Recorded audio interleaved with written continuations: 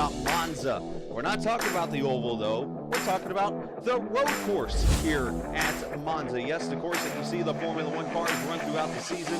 That is where we are going to be tonight. It is round number 4 of the LMCgear.com iRacing IndyCar Series, the Asheville Rooftop Bar Tours Grand Prix of Monza here at the, here we go with me butchering names, Autodromo Nazionale Monza. The 3.5 mile course in Italy going to be the spot tonight for round number 4. So I am the Captain Chris Scala. Welcome in to Captain TV. And tonight, I don't just have one guest, and well, they're not really guests. They belong here just like everybody. Nobody here is guests. We all live here. And those two people I'm talking about, Gary Godso makes his return. And also making a stop tonight here in the booth, the man who finished second at Homestead Miami Speedway, and he's getting ready for his return to Indianapolis, where he pretty much beat the field down for the most part. Unfortunately, didn't win the race, but he's here tonight to do this broadcast with us tonight, Rick. And I'm going to get the name wrong. Ravon? No, you Raven. got it right. Raven. You got it right. The bad guy is being Rick Ravon. Oh yeah, let's keep pushing that one. That's great. Razor Ravon. That one's gonna stick, right? You never know. But hey guys, welcome in tonight. Going to be a fun night. Rick, let's start with you. You come on off a second place run, and here we are at Monza this evening. Talk about what we're going to see out here out of these guys. Well, basically what you're going to see is a fantastic race, I think. Right now, we're in qualifying right now, and Isaac Morris is on top of the chart with a 103 flat. Alex Van de Sande just behind him, only 2 ticks back. Cohen Evans not too far behind him at 131.4, but I think what you're going to see, because you've got some nice long straightaways here, you're going to see some real close racing. I just can't see anybody really getting away from anybody as far as the leaders are concerned. There's just not enough time. You can get through these quick corners pretty quickly, but then the guy who's behind you is most likely going to reel you back in on those straightaways. So I expect to see a real close race tonight. Now, Caleb, last week at Homestead Speedway, we saw a first-time winner in Craig Forsyth. Sorry, Rick. But, you know, that shook up the points a little bit, and we've got a pretty tight battle on our hands right now. Oh, it sure did. I mean, it was great to see Forsyth. You know, he's actually related to Gerald Forsyth. Ah, okay. I believe it's his nephew, if I'm not mistaken. I'm sure I'll be corrected on that if I'm wrong. Where's Donald Davidson? Come on, where's our first record already? About Donald Davidson. But, yeah, Gary, the points here got pretty shaken up this week. First of all, it's good to be back after having technical issues the 2 weeks ago, another set of technical issues last week. I can tell you who will not be my car sponsors ever, and that's going to be Discord, and that's going to be Xfinity, because they have pretty much ruined our broadcast the last 2 weeks. But the standings are great right now with the way that everything's are tightening up, and we're coming into the crown jewel right after this, and we'll be talking about Indianapolis a lot tonight. But you had Van de Sande with a point over Vinci, who's only 3 over Forsyth, who's only 1 over DeMade, and there's a 2-way tie for 4th place. I mean, this is pretty awesome. And the interesting thing about Caleb is he's basically just been consistent. And we were talking in the pre-show, 1978 USAC national champion Tom Sneva, never won a single race, but he had 9 podium finishes that season that propelled him to the national championship. Consistency pays. You don't always need to win. Yeah, winning gets you the money and the girls, but it doesn't always win you the war. And you can't always keep a job, even though you had such a successful season. Imagine most people would dream of having a season like that, even though they didn't win a championship. But nonetheless, Roger Penske let him go after that season. Can you believe it? Yeah, gave him the boot. That'll happen, I guess, when you hit fame. I mean, not like Roger Penske's done anything in IndyCar. Yeah, he's got, what, 17 Indianapolis 500 wins, owns the whole track now. I mean, he's got everything locked down. So I guess that was a pretty big move back in the day. But as an owner, yeah, but he was a heck of a sports car driver yes, back in the day. He was Sports Illustrated Driver of the Year. I think that was in 1964, if I'm not mistaken. And then I believe, of course, I'm going to forget the driver's name now and the car name. That was the only fill-in road course driver to ever win a NASCAR race. Mark Donahue was a driver driving a Sunoco Special. Yeah. Oh gosh, I forget what the car was called though. I'm going to have to look it up and come back to you, but it's something you would never think of. But anyway, it's enough about NASCAR. Let's take Thanks a for look that teaser. Yeah, right. The Pole Awards. Now I want to know what it's called. We got to look it up, folks. You got Google. Go look it up real quick. Greg Forsythe won tonight, or last week's Pole Award. Right now, Isaac Morris, I should say, he's got kind of the field covered right now. But I think that time could come down a little bit more. We'll have to here at the track record. We'll talk about that here in a little bit. But 2 out of 4 races, Cohen Evans has got that. Team standings going into tonight. LMC Gear Racing looking really good right now. They have all but 1 win. As a matter of fact, 189 points for them, pretty much with Cohen and Van de Sant dominating those races. So that is what we got. And before we get to the race here, we got about 10 minutes left. I do want to throw out there a big announcement before we get into tonight's race here and get you ready for Monza. By the way, we appreciate all the viewers, and we'll talk about the new concept we got going on here tonight's broadcast. Also, not only on one platform, but on multiple tonight. So we'll talk about that. But the big announcement, and Rick, you might want to pay attention to this up on the screen here. This is the trophy for the Indy 250 winner next Monday night. And what you're seeing is a beautiful ring on the screen here. And this is something that Jim and the guys wanted me to throw out there to everybody. Check out this prize. Whoever wins next week's Indianapolis 250, which, by the way, has got a sponsor, too. And we'll get to that here in a little bit. But they will get this nice 2020 champion ring. It's not the Borg Warner, but it's something you can at least carry into your house. That's a gorgeous looking trophy, I'll tell you what. Yeah, try it out. I'll get my hands on that. Hey, it's still there. As things don't happen at the end of the race, it could be yours. Well, I think I probably have a target on my back. Long as I turn off green, white checkers. Yeah, that'd be a good You thing. went there, not me. I was shocked to find out that they were on. Well, I think we all were, but we have good stories about our radio communications in the middle of that race. Yeah. I spent a good hour after the race with a certain driver. I won't mention names on the air, but with a driver as he just completely went off, and I just listened. I'm just like, dude, I can't do anything about it, but he was furious about the whole thing. But I actually specifically remember coming out of turn 4 to get the white flag, telling Gary, that's it. Even if the yellow comes out now, we got it, baby. We got it. Yellow came out. Discovered it was a green, white checker. What? Oh, no. Saw the white flag. We saw the white flag coming out of turn 4.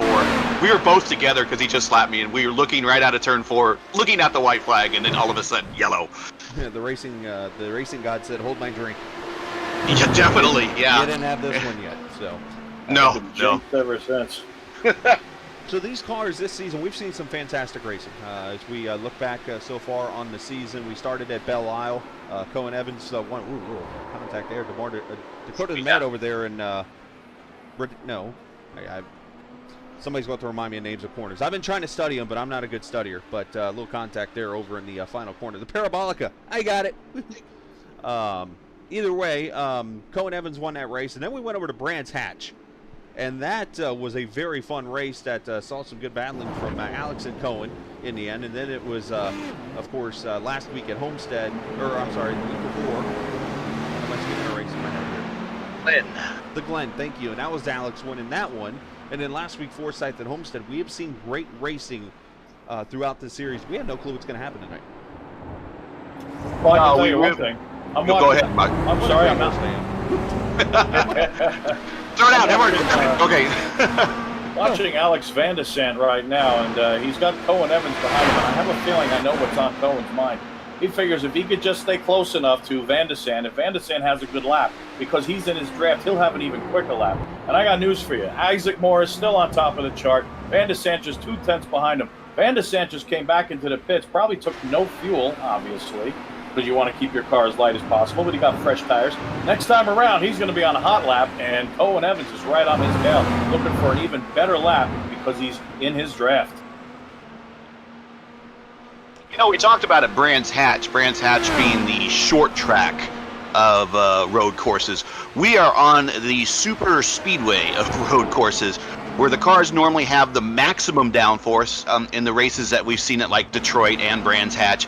Here, they are about as trimmed out as you're going to be on any road course, and maybe even more trimmed out as what you would see on a 1 mile oval if these guys were ever on a 1 mile oval, because this is a very similar wing configuration.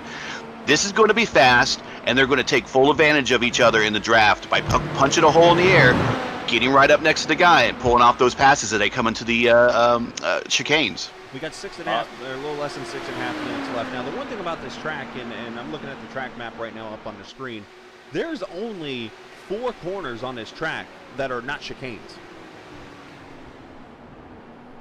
No, it's really a I would say it's a driver's track, and if it's and I say any driver's track, you could be good on an oval, you could be good at a road course, and you're going to be good at Monza. They had to add those chicanes for modern Formula One because the cars were simply going too fast. But if you didn't add those chicanes, the passing points on this track would be virtually negligent. There would be nothing out there for passing points.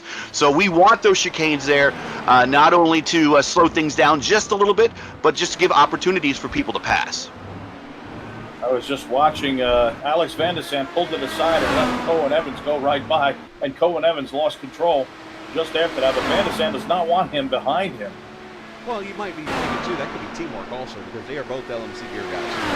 And I know that, yeah, they're probably, 2 of the bigger competitors for the championship, but, right now you can still cooperate, and, the pole is on the line here, but... I was thinking the same thing, but the only thing that kind of kicked that thought out of my head was he let him go in a corner. Normally, if you're going to do that, you let them draft on you on a straightaway, and then you step aside to give him the maximum amount just before he hits the corner. So that kind of threw me off a little bit, that move. There's something I just noticed could be a factor, too. You go look in the Parabolica corner, there's a green strip on the outside of the corner, and I noticed there's a little bit of drainage in that area. I wonder if that'll upset the car. We've actually seen them going up into that portion. It's kind of like an AstroTurf type area up there, and it actually does still have some grip. But we'll have to see. I mean, is it going to turn into like a turn 9 that we saw at Watkins Glen where people kept spinning out? Or I think most of your problems are going to be coming out of the chicanes where they're trying to get on that power, and they're on fuel or engine mapping 1, which is just 100% of everything, and trying to lay down too much of that horsepower, and they're going to start spinning out. I think that's probably where we're going to see the most of your spin out problems are coming out of the chicanes. Well, here's the question. Is it going to be the 2 chicanes that are more slower? Or is it going to be the fast chicane that you have down towards the final back straightaway? Because that one is pretty quick compared to the other 2. Yeah, and you could take probably that one at a higher gear. I think a lot of the main chicanes you're going to see you take going down the first gear. When you get into a SCAR, you probably pull that off in second gear because you really you want to get around and up the full song so you can head down the straight into the Parabolica. It is debatable that you might see them spin out there trying to get the power down. I think because they're already kind of in motion and have physics working with them, you probably won't. Where you will see the probably of spinning out would be coming out of the first chicane or the second chicane because of coming down to such a low gear ratio. So, guys, real quickly before we continue on, I do want to talk about tonight. Tonight is a very fun race with a very fun sponsor, especially if you're one that likes to go out of town and go up to Asheville, North Carolina. Asheville Rooftop Bar Tours. This is a company that was founded by Kay Bentley back in 2018. She experienced the captivating views of Asheville, which I've never been up there, and one day I'm going to, and I'm going to go check out this place. But from you get to see the rooftops across the city and all the Art Deco of Asheville, of their architecture inspired. She created this tour that combines stunning bird's eye views of Asheville along with the history of the city, all from Asheville's highly acclaimed rooftop bars. Asheville Rooftop Bar Tours ranked number 3 for nightlife in Asheville on TripAdvisor, and also featured in the Garden and Gun magazine, Go World Travel magazine, WLOS, ABC News 13, and more. Check out AshevilleRooftopBarTours.com. If you're watching on YouTube, there's a link right down below in the race info section. So that is Asheville Rooftop Bar Tours. They are sponsoring tonight's race here at Monza. That sounds like fun, guys. Sure does. When you lived in Indiana for a little bit there, Chris, when we talked about Louisville, it's if you're local to Louisville, it's Louisville. If you're local to Asheville, it's Asheville. That's it. You don't say it's just all kind of comes out all at once. I went to college with a friend of mine that I met in college lived in Asheville, and it was always Asheville. Interesting. It sounds like you're saying something else. Bless you. I didn't know it was Louisville. We'll elaborate on that. Yeah, I said Louisville all the time because you thought the Louisville Slugger. It's like, no, it's the Louisville Slugger. Louisville, yeah. Kentucky, home of Muhammad Ali. Oh, yes. And Danny Sullivan, by the way. True story about that. I grew up and I'm not ashamed to say this because I know we're struggling right now, a Florida State football fan. Okay?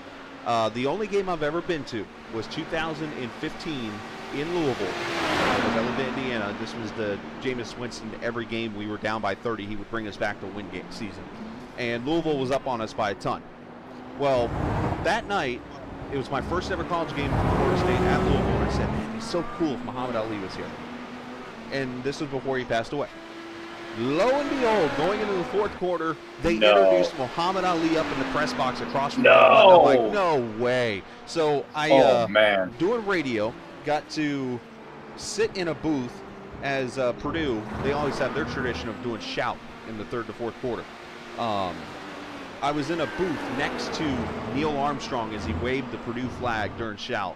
And then go to another game and be with Muhammad Ali across. I'm like, man, I've been lucky for these couple college games I've been to. Seriously, you got a lucky horseshoe somewhere. Let me know how that goes. He's throwing out some huge names there. It might be a one-husband contest. We'll have to find out. We'll see. No. I've got a Muhammad Ali story. Okay. I went to the Indianapolis 500 in 2003, and I didn't know that he was supposed to be at the race that day, but lo and behold, there he was on the front stretch sitting in the pace car, and my buddy said to me, "Hey, Savats," my nickname for a long time ago. He said, "Savats, check it out, Muhammad Ali's in the pace car." I says, "What?" I don't think I touched a step on the way down. I just flew down those steps, and I went up as close as I could to the fence, as Craig Forsyth goes around and sticks it in a tire barrier. All right, I got as close as I could to the fence, and I started calling for Muhammad's photographer, whose name slips my mind, but I started calling his name, and he looked over at me, and I was like, I took my hat off, my Elio Castroneves hat off, and I says, can you get Muhammad to sign this? I had to literally climb up onto the wall and lean way over as far as I could. If I literally went over the wall, they probably would have thrown me out. You know how strict those yellow shirts are over there. But I was able to lean far enough out to be able. He put his hand through the fence on the main straightaway, hand through the fence, and with the tips of his fingers was able to grab the hat, pull it through the fence, the dirty, nasty, greasy fence. Muhammad signed it. He put it back through the fence. I reached over and grabbed it and did the Ali shuffle to the roar of the crowd. And that's awesome. My Muhammad Ali story. And if anybody was there on that day on the main stretch and they heard a roar just before the pace car took off, about 10 minutes before it took off, that was because of me. That's awesome. Good story. Good story. Hey, we got another story that's going to unfold on us right now. Qualifying is just officially ended. Looks like everybody is off the track here. So the 16 drivers are going to make the start here in tonight's race. So we'll get ready for that. But there was a couple of things I'm going to get to here in a minute. But we'll take a look at the starting grid for this race. It is going to be Isaac Morse as soon as the grid pops up on the screen. Yet we're still waiting for it to clear officially over to the race here, because it's one of those things where the technology I use doesn't click over until qualifying ends. But definitely Isaac making a statement tonight in his first race of the season.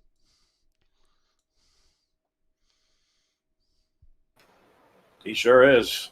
Alex Van de Sant, he just actually won the race that we had on Sunday morning. We raced at Phoenix, and this guy Van de Sant, I'll tell you what, he was just on rails. Yeah, he was an alien. Yeah, he's got some talent. That was Phoenix, I remember correctly, right? Yes, it was. Yes, so I finished second, actually, but couldn't catch that guy. So I'm looking forward to seeing what he could do here tonight at Monza. I actually finished the fastest racetrack on the Formula One circuit, right? Yes, by far, I believe it is. Yeah, actually, it's one of them. I actually finished fifth in a official race at Phoenix in IndyCar, my first ever Indy short track race. Nice. Side note there. But, yeah, so you see the top two, Isaac and Alex Van de Sant. Cohen Evans, teammate there, going to start third alongside Dakota DeMed. There's Mr. Rookie, third. I'm trying to make sure I get this right. Third, fourth, and seventh. That is his 4 finishes so far this season. Caleb Benson, yeah, your worst finish is 7th. That's not bad. Jim Herrick, look at that. Another top 10 run for him. gaining some momentum. Matt Houston, Craig Forsyth, the Homestead winner in 8th. Wesley Johnson, that's one thing you're going to see. Wesley Johnson, it's actually Wesley. Be aware of that, a little bit of a misspelling name there, unfortunately, alongside Cody Claiborne. Dan Morera, Thomas Gold will be the top 12. Looking at the rest of the field here, Justin Miller, Nick Weatherby, 13th and 14th. Joe Fierro and Scott Bellum, the rookie out of Pennsylvania, are going to be the top 16 guys. We're going to get a little bit of a short pace lap here as they're pretty much right underneath the Monza oval, as you're seeing on the screen. I got to do the full lap there. That we'd be here for all night if we had to do the full parade lap. You gotta love Joe Fierro. You gotta love that name, Fierro. Reminds me of my first car. Actually, my second and my Pontiac first. Fiero? Oh, yeah. Nice. Of course, he spells it with 2 R's when Pontiac spells it with 1. Of course, the name Fierro in Italian means very proud, so I'm sure that Joe's a very proud guy himself. I think we got a very proud field here in front of us tonight as we get ready for some great racing action at Monza. So far, we've had 0 races, and I'm not trying to jinx anything here, but since we've been on the air here at Captain TV for this series, we have never had a caution on a road course. We almost had one 2 weeks ago, but never happened. Are they going to make it to the first chicane? Well, we'll see. That is a pretty tight chicane, and you've got close to 20 cars going for it, 16 cars out there. So these guys are experienced. I'm pretty sure that they know that they need to really take it easy in that first turn and kind of let everybody get spread out a little bit. But we're going green. Here we go. Pace car is in. He's on it already. Yeah, he gone. Morris with the big jump on Van de Sand, as you see from the blimp view. Here we go, down to turn number 1. A first set of chicanes, a right, left, right here. Pretty much up to top speed almost, and you're going to be going down probably a first gear chicane here. Yes, first gear. Van de Sant, Evans side by side. Will they make it through? Van de Sant comes out on top. Now he picks up second and chases the leader, and it looks like everybody's going to make it through. Yeah, Fantastic job. Meanwhile, Isaac Morris is like at Imola. He's gone, like away from Monza.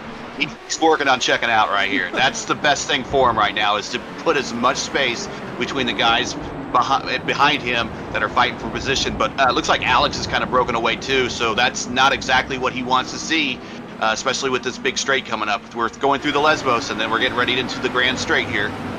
They made it through the second chicane with no problem as well. And coming through those corners you mentioned there, the 2 right-handers before they hit the straightaway to the final section. Saw those couple race first cars there right with each other. Matt Houston and Caleb Bency had to kind of be tight there through the corners. They did so. They got underneath the bridge here. And down into the Don't wreck your teammate. Don't do that. Never do that. Look at the lead that Morris has over Van de Sant right now. Van de Sant was hoping that he could stay in his draft, but I think that side-by-side duel in turn 1 kind of separated them a little bit. It's a 1.3 second cushion already. It's doubtful that Morris is going to use one of those push-to-passes right now, but it may behoove Alex Van de Sant to use one just to stay close to the leader at this point. A lot of push-to-pass advantages here. And you want to try to save it, but at the same time, you probably want to use it. Battle on for position here. Caleb Bency under attack. Dakota DeMed going to use the high line down into turn 1. That's tight. DeMed over the curves, and he's going to make the pass, and you see Forsyth up there moving up to 7th. It's a minor miracle. These guys haven't had an incident yet. There's been some real close racing in those tight corners, those chicanes. Just shows you the talent these guys have. This is a great group of guys. Absolutely. Another chicane there. Everybody clean and green. It looks like Van de Sant's starting to reel in Morris just a little bit as they come onto that back stretch. You almost wonder if Isaac was just taking it careful, because he was side by side with Cohen going into that first chicane, so you had to really slow down. It's kind of like when you're side by side, you lose so much momentum, and that just allowed Isaac to get away. Well, at 1.2 seconds behind, he is close enough to get a little bit of that draft. So I think Van de Sant's in good shape here. Well, and it's also let's look at the point standings. Van de Sant's at the top. This is Isaac's first race where he really doesn't have much to lose and everything to gain. So Alex, probably discretion might have been a better part of valor, just to let him go and then make it back up on the track. If he did, I wouldn't blame him. He is hawking him down really well, as Isaac's here to win. That's all he's here to do. He's almost like the Helio Castroneves the last few years. Gets that one race at the road course at Indy in the 500. Go win it. That's what Isaac's doing tonight. Well, that gap is down to 0.9, so he did reel him in a couple tenths. Forsyth inside of Matt Houston. Gonna spin out, Oh! actually. Hey, that safety Around truck he goes. is not in a safe spot, by the way.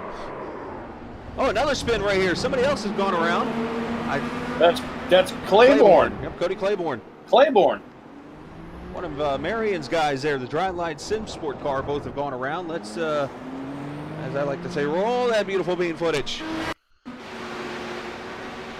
Leave them down here on the front. We got another car that goes around. Matt Houston. Houston goes around. And the three that were behind him just missed him as Houston got back onto the racetrack. Woo, that was a close one. Right there at the second chicane. Yep, we'll check that out here in a second. Houston was right on the outside of Forsyth when that happened. There you see Forsyth's crashed, and we come up here to Matt Houston. Looks like Joe Fierro had issues too. Let's see. Oh, Houston. Oh, he got clobbered. He almost took that maybe too deep in that first chicane and had to angle it to. Well, you gotta wonder how much damage is on that one too. That's just not a casual bump. No, yeah, that left front might be damaged on that car he hit. I'm not sure who it was, but that could be very interesting. I'm looking to see what happens to Fierro here. I'm watching Matt right now. Let's see if he's getting ready to enter the Parabolica. Let's see if he makes that dive to the pits to see if he's gonna have any damage to repair. He's coming through the Parabolica, and he is passing pit road. So apparently he feels that everything's normal, which is good. Well, Jim Herrick and Thomas Gould side by side going into turn one. Gould is looking for another spot. Nope, can't get it done. Tucks in behind Wesley Johnson. And Johnson goes around. Johnson is around. Exactly what I was talking about. Accelerating out of the slow chicanes. Yeah, we don't have traction control on these cars. The Formula One cars have all types of traction control. And well, there are different engine mappings settings that you can change to alleviate the wheel spin, and they might. That's going right over the sleeping policeman. Who is that? That would have been Weatherby. Sleeping policeman. I never heard that one before. I love it. Oh, that was Thomas Gould, actually. He went over the sleeping policeman in one of the chicanes, so that's a pretty hard bump. But these engines have multiple engine mappings that help control the throttle response to the rear wheels, and that can help if they maybe moved it to one of those lower settings to maybe help with wheel spin. But what it does hurt is it does hurt overall acceleration out of the corner, so it does put them at a disadvantage. So what do you want to do? Accelerate fast or keep everything under control? Right, you want to keep everything under control. You can only go fast going straight. Yeah, I mean, he's the first one. He's the first one coming off that corner, so he's going to get a jump down that straightaway. There's really no point in pushing it at that point. But I'm looking at the front of Thomas Gould's car. He's actually got a bent left front wing. How's that going to affect him? He's got Jim Herrick all over the back end of him right now, and Craig Forsyth is just behind him. Something tells me it was Gould that made the contact with Matt Houston and probably left one to right. Here comes Herrick. That's Eric's a pass. On the outside. I'll pass on the outside. Whoa. Okay. Whoa. No. He gets a little squirrely going into the corner. Boy. Hey, he almost did the curly shuffle. He's able to hold on to it. Hey, real quickly, I do want to mention something. Nick Weatherby, as you were on board or riding with him here in the 81 car, want to make mention of a mistake that happened last week. I was asked by the admins to talk about this real quickly. Last week there was a call that was made during the race that the admins admitted was a bad call, and just wanted the admins actually wanted me to verbally apologize to Weatherby for that race because they think he probably would have had a top 10 or a top 5 finish after that race, but unfortunately. Admins had to make a call, and it's always a ball strike call type of thing. So just wanted to throw that out there really quickly for the admins. They asked me to do that. So we continue on. Cody Claiborne hits the tire barrier, and we missed it. Claiborne was in the pits. He was pulling alongside of another car, and he just lost it and nose first into the tire barrier. So Claiborne into the pits for that fast repair. Well, the good news there is we have replay.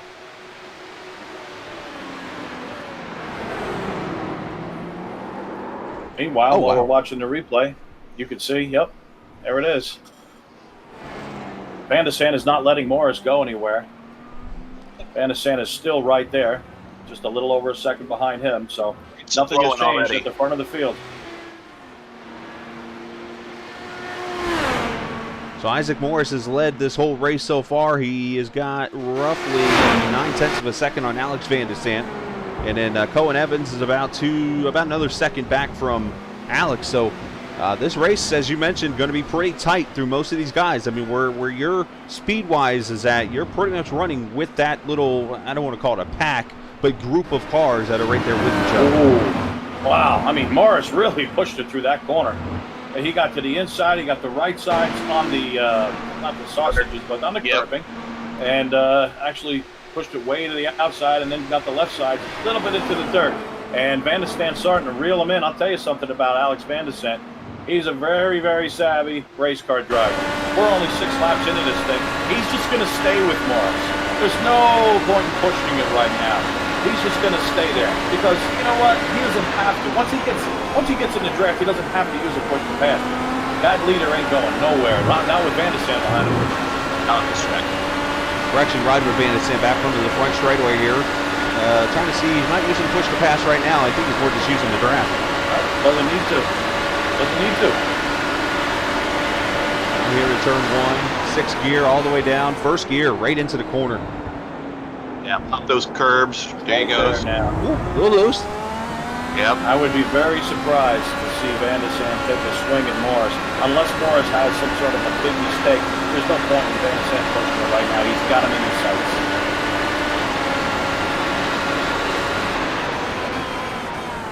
Oh, and Jim Herrick goes straight through the first turn chicane area. Watch out for the thingies. Yeah, actually, you could actually go right through them. But he swerved around him anyway. You would hope iRacing won't give him a slowdown for that because of him having to go around those things.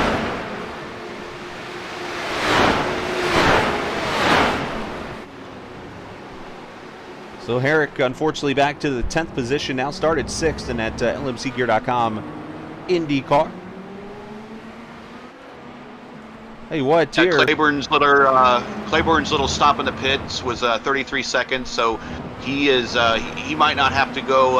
He probably go a little bit further on the strategy than everyone else. We have Scott Bellum in the pits for an extended stop right now. He's been in there for about 35 seconds, but it's still tight up at the front. Still tight up at the front. Wesley Johnson just took 11th place away from Matt Houston. Yeah, Houston's struggling, unfortunately. He might have damage on that car, and we just might not know it. I mean, he's been falling back all the way to 12th. But the battle I'm watching right now on the screen is this fight for the 6th position. Craig Forsyth is all over Thomas Gold here in the 97. These two, matter of fact, they're going to be probably side by side down to turn 1. And here comes Forsyth with a ton of momentum without push to pass. Yeah, he's going to drive right by him. Thomas Gould still has that damage to the left front. He'll get that fixed. When he might not know he has it. He might not know he has it. Oh, curb hopping! Oh, and that messed up his front. Look at that. Was that the sleeping policeman there, Gary? That is your sleeping policeman. You can thank David Hobbs for that. Looks like Forsyth just got loose under braking going into the corner, and now running over those sausages. Forsyth has a bent up left front wing. So now they both have bent left front wings. And we'll have to check back. You gotta watch. Keep going, keep going. I was going to say, Caleb Bensey also had issues, it looks like. We'll have to check on that here in a second. But, yeah, let's go back to the Thomas Gold deal. I'm looking forward to hearing the replay section. Give me a second. You gotta watch it when you pop these corners because these Indy cars are not meant to flex. They are very stiff, and you can damage the under tray if you continue to pop those corners and you keep clipping them. Indy cars are not meant to hop. Sorry, I was watching Thomas Gould. He just got all the way off into the grass, coming through Ascari. Got a lot of action going on around here, guys. Yeah, I'm trying to find. Van de Sant just blew through the second chicane, so he had to. Or is he on the? That's the first chicane. It's the first chicane. He had to yield, and all of a sudden that gives Isaac a big cushion again. But he blew the braking zone. Makes you wonder if these tires, or maybe the tires are starting to wear now. This track's getting slick. We're in the middle of the afternoon in Italy, so I mean, these tires might be playing a role as Matt Houston's on pit road, and we're going to go back and look real quickly. We find the replay of Forsyth curb hopping. Yep, he just got loose under braking. He's got a little bit too much to the rear, I would say, because the back end started coming around. Also defending that inside line, it looked like. So that looks to be what happened to me. Yep. Maybe they should just move that brake bias a little bit forward. Now, one of the complaints in pre-race testing coming into this event was the particular setup. The brake bias was not really set to the driver's liking. Now, the driver can change that in the cockpit. But if you're not thinking of it, if you change it into one click the wrong direction, you can invite a little excitement for yourself under braking, and you don't really want that. Then you also have something that you don't see in a lot of road courses here, or that you will see here that you don't see a lot of road courses, is because of the speed and the heavy braking zones, or you're going to see these rotors lighting up. Scott Bellum pulls to the inside to let Van de Sant through. That was a nice gesture. Yeah, Van de Sant goes around. Oh, Van de Sant around. Can you believe this? Yeah, it looks like over, is that the second chicane? Turn one. Oh, turn one chicane. That's the first chicane. Yeah, we had just watched Caleb Bensey's crash there, which all he did was kind of side over the curbs. Instead of going forward, he sideways over it, which could have flipped him, but he made it through okay. And around goes Bellum. Bellum having issues, so let's Bellum's go. Around now. We'll look at the Van de Sant issue first here. Oh, you know what? I think he just goosed it off the corner, spun around. Yeah, it's one of those things we're talking about, applying the power out of the chicane. There it is. A lot of action going on, trying to get you replay some stuff.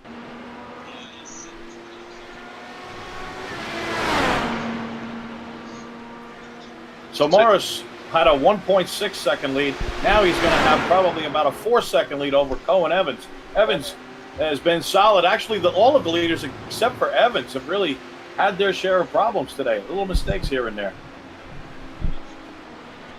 Yeah, Cohen running in the second position. You mentioned Van de Sant still gets third, and he's got a good 6 seconds over Dakota DeMed. So the rookie, or I guess I call him a rookie. He's not a rookie, but running in the fourth position. And Caleb Bensey back up to fifth. Last time by the way, add insult to injury of the Van de Sant spin.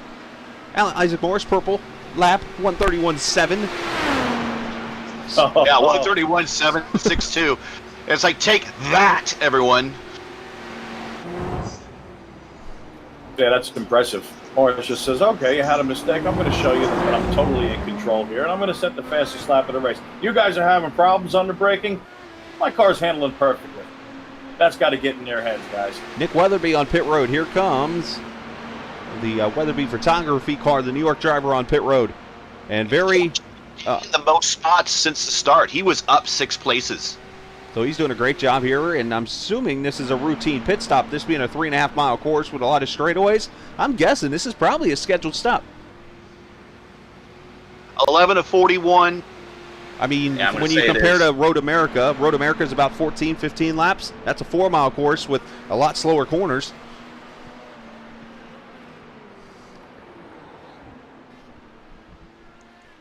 Weatherby. Yeah, the math says they're going to do 3 stops probably then. That would make things very interesting. 8.7 on the 81. So do you split it 10, 20, 30, and then go 41? If that's the case?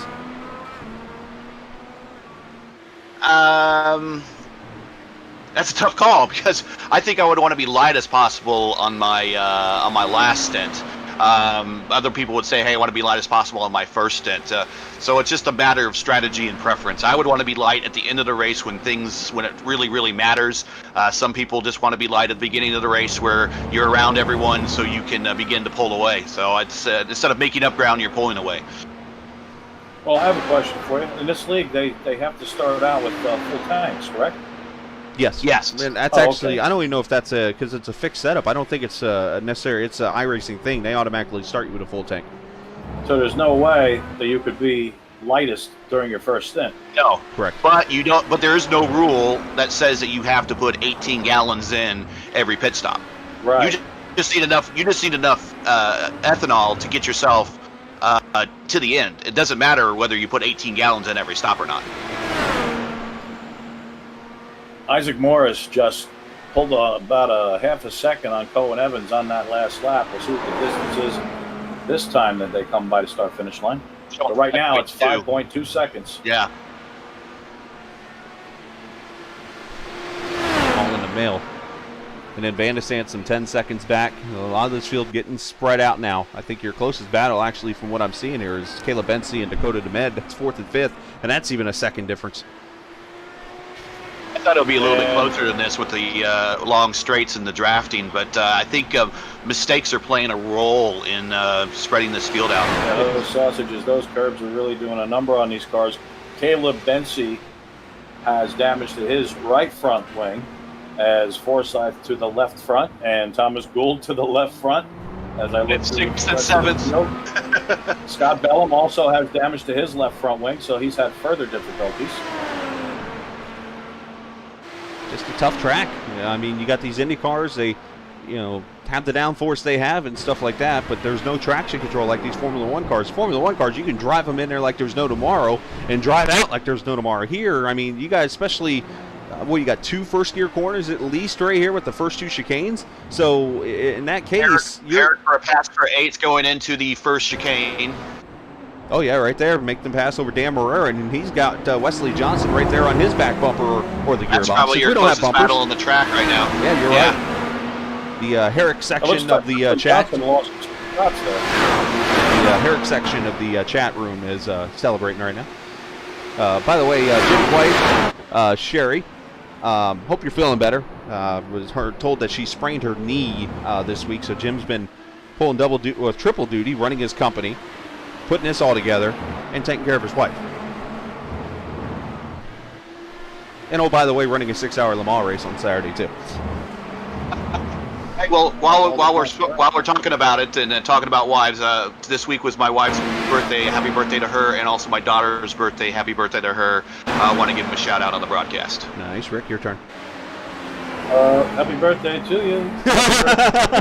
I figured you had a shout out too for her birthday. It's an expensive week for me. Nobody I know is birthday except for his wife and his daughter, and I don't know, some other people in the world, I guess.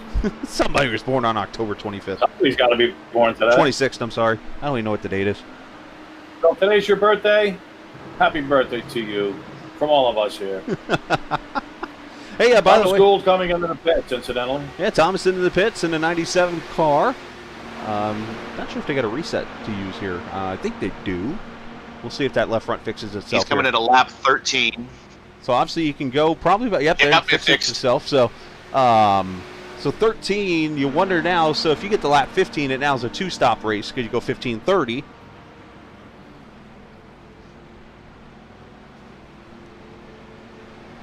Let's check his delta here. Owen Evans lost another 0.3. He's losing about an average of 0.3 of a second to the leader, Isaac Morris, per lap. 55-second delta, not too bad. Very David Hobbs, are you there? Where's that Steve Matchett? Well, we haven't said kablamo yet, so that's definitely Matchett. or do a loud oh scream like Matchett. Okay, the leader's coming in. Isaac Morris makes his way to pit road. What is Owen Evans going to do behind him? He's going to come in as well. Yep, Isaac coming in. This is the smart way to do it because he came in hot. He was trying to make up ground there. Let's see, Isaac running the. Morris really nailed it coming in. Yeah, he's doing the inside lane into his pit stop. I think he slid through it. Oh, no, he didn't. I thought he did. Through. Oh, I thought he did. He didn't slip through. Oh, Evans on the spot. Now, I'm going to show you something on the replay here as he works his way right through the pace car.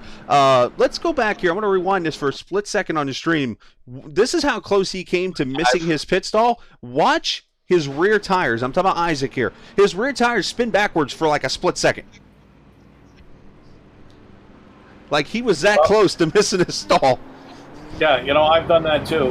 What you do is you slam on the brakes and you throw it in reverse at the same time, just in case you slide a little bit forward, so you could get it back in no time at all. Now, here's the question. In the stock car on iRacing, if you do that, it actually gives you a 2X. Does it do that in the IndyCar? I don't think so. I haven't seen it. No, I've overshot my pits plenty of times, but believe me, but I always throw it in reverse immediately. Yeah, even before I come to a stop, I said, just in case. I've never seen a 2X. Yeah, on a stock car, if you throw it in reverse, I've done it actually on pit road. I've thrown it in reverse trying to get it to back up, and it actually, bam, hits you with a 2X. I don't know if it's like an uncontrolled thing or I don't know. Well, we all know how ridiculously overregulated NASCAR is anyway, so that doesn't surprise me one bit. Bazinga. Shots fired. Which one? Morris and Evans with the identical delta time in the pit. So if he made up any ground, it was on pit entry. Well, Alex Van der Sant's the leader. He is on pit road now. So here comes the 317. And do you know what the 317 is, Gary? I think you know the answer. That is the 317 area code where I live and he lives, and you might have lived, but you were the 765. There you go. I was in the 765 area code.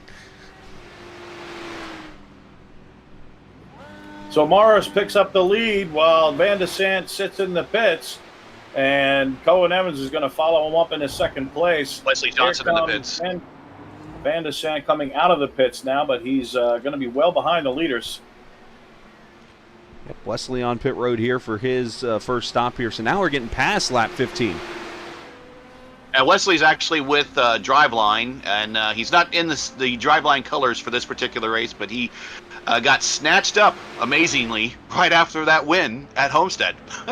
Wow, Isaac Morris really ate up those curbs coming through that, I don't know the name of the corner, but coming through that corner. He was on the inside, he was on the outside, and he hit the curb both times. No damage to the front wings, though, as he carries on. That's right. I've been saying Craig Forsyth won, and I'm sitting there as you said that. I'm like, wait, Wesley did win that race. I forgot about that. My bad, Wesley. I apologize. I try to study so much, and sometimes things just slip your mind. But one thing that will not slip your mind is if you go to Asheville and you check out Asheville Rooftop Bar Tours.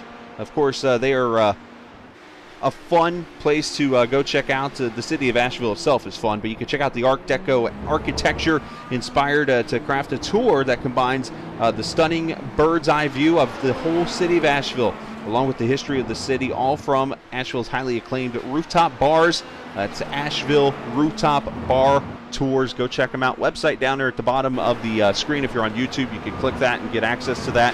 Also, you can check out Captain TV on Facebook and Twitter. Just click those two links there. You can get access in that way.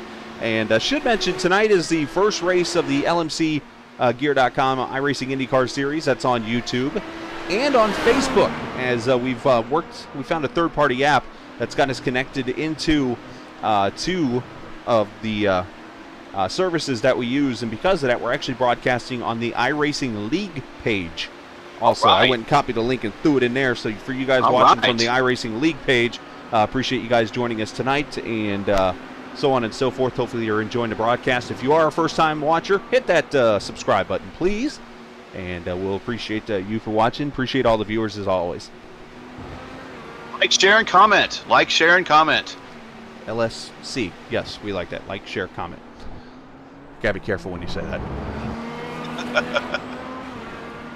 All right, so the first round of pit stops pretty much complete here at around the lap 15 mark. So most of these guys going to split this up into 15 and 30. So basically what we're seeing out of Nick Weatherby earlier is he's going backwards. He went 11. He's going to go to lap 26 to lap 41. Yes. Oh, and we got issues. It looks like Dan Morera maybe off track. Oh, he's spinning right here over the curbs. Yep. Deadpool's having issues. And yeah, we got damage wing on that one. Morera looks like had an issue, and I see issues for Thomas Gold potentially. That is the second chicane, so he's coming into the Lesmos right now. Yeah, he's going to be hurting coming into the Parabolica with that damage wing. You're seeing damage on Dan Morera's car? I didn't see any, and I don't see any on. We're watching. Oh, you're not seeing it? Okay, I thought I saw it wrinkled up. Watching. Thomas Gold. Oh, Thomas Gold tank slaps it over off the second chicane himself. Just watching that on replay here real quickly, and then you'll see Morera come into the corner right behind him, and he does pretty much the same thing. Is his name pronounced Gold or Gould? Gould. It's G-O-U. It's pronounced Gold. I think it's Gould. Could be Gould. Could It's be like- Gold. Like the sponsor on my car, the Gould. Yeah. Soap. Yeah. That's a good point. That's a Gold point. That's a golden car. Hey, Jim Herrick back here. Let's ride on board with the LNC Gear car here. Right? Oh, let's say hi to Jim, by the way. Let's on board as we look at him. Turning left and right here in the corners. Going through the final chicane down to the Parabolica. He is working on Nick Weatherby right now for the 9th position. And he's got Cody Claiborne 8 seconds back.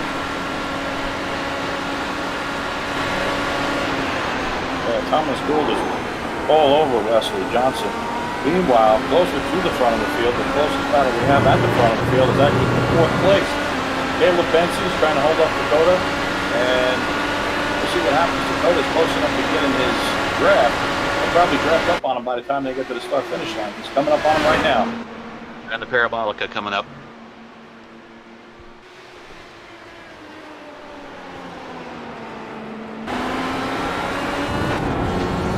Right up. 150 mile an hour through that corner. Yeesh.